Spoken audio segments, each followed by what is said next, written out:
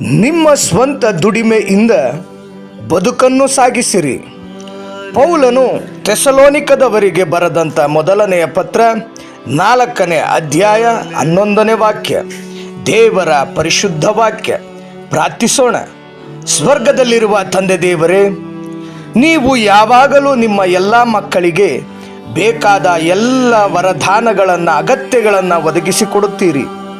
ಇದರಿಂದ ಎಲ್ಲರೂ ನಿಮ್ಮ ಇಚ್ಛೆಯಂತೆಯೇ ಬದುಕಬಹುದು.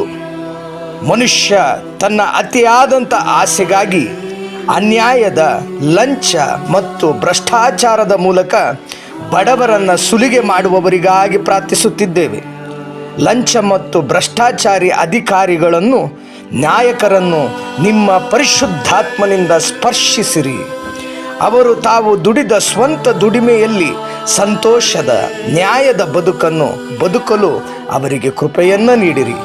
ನಮ್ಮ ದೇಶದಲ್ಲಿ ಇರುವಂಥ ಈ ಲಂಚ ಮತ್ತು ಭ್ರಷ್ಟಾಚಾರವನ್ನು ತೊಲಗಿಸಿ ಬಡವರನ್ನು, ದೀನರನ್ನು, ನಿರ್ಗತಿಕರನ್ನು ಈ ಭ್ರಷ್ಟಾಚಾರ ಎಂಬ ಕೂಪದಿಂದ ಕಾಯ್ದು ಕಾಪಾಡಿರಿ, ರಕ್ಷಿಸಿರಿ ಎಂಬುದಾಗಿ ಆಕಾಶ ಮಂಡಲವನ್ನು ಭೇದಿಸಿ ಸ್ವರ್ಗಕ್ಕೆ ಏರಿ ಹೋಗಿ ಸ್ವರ್ಗೀಯ ತಂದೆ ದೇವರ ಬಲಪಾರ್ಶ್ವದಡಿಯಲ್ಲಿ ಸಿಂಹಾಸನ ರೂಢನಾಗಿ ಕುಳಿತಿರ್ತಕ್ಕಂತಹ ಸ್ವರ್ಗಾರೋಹಣನಾದಂತಹ ಯೇಸು ಸ್ವಾಮಿ ಅತಿ ಪರಿಶುದ್ಧ ನಾಮದಲ್ಲಿ ಪ್ರಾರ್ಥಿಸಿದ್ದೇವೆ.